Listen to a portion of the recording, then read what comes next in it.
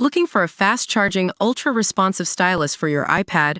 Meet the 2X Fast Charge Active Stylus Pen, designed for 2018 to 2025 Apple iPads.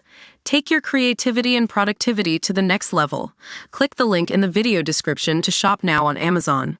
Hey everyone, it's Cyrus Spotlight, and we've got a juicy story for you from this year's Tribeca Film Festival. You know how sometimes celebrities attend events without realizing they're actually going to be on stage? Yeah, that happened to Miley Cyrus during her talk at the premiere of Something Beautiful. The audience yelled out some pretty rude heckle, but instead of getting defensive, Cyrus took it like a pro and even sang an a cappella version of the climb. Talk about class act. But what's interesting is that this wasn't just any ordinary event. Cyrus was there to promote her new album, which features the intimate visual component, Something Beautiful.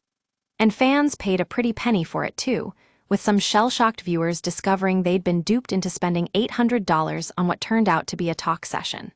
So yeah, reading those descriptions before attending events is probably a good idea.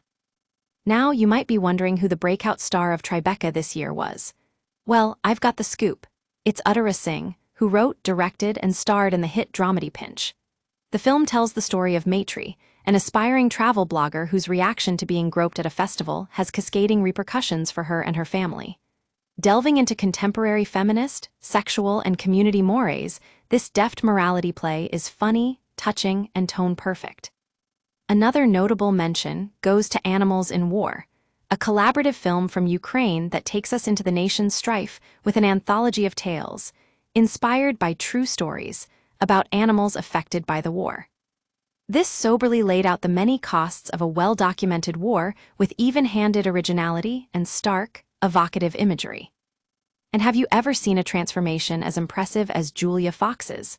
Fresh from her hilarious appearance in Hulu's Adults, she DJ'd the Cult 100 party at the Guggenheim and appeared in several films at Tribeca, including Fior di Latte, alongside Tim Heidecker and Tony Kaye's weirdo romp, The Trainer. Fox demonstrates real chops in both roles, so watch out for this talented star. Last but not least, we've got to give a shout-out to the most dedicated corporations that attended Tribeca. It's a tie between Ford and Delta, who submitted feel-good documentary films that were surprisingly engaging. Notably, Delta tapped Meredith Danluck to compile live and archival footage to tell the story of U.S. WWII veterans making what is perhaps their final return to Normandy in Why We Dream. These corporate entries showcased some amazing storytelling, so kudos to them for stepping up. That's it for today's Cyrus Spotlight. Stay tuned for more exclusive stories like this one.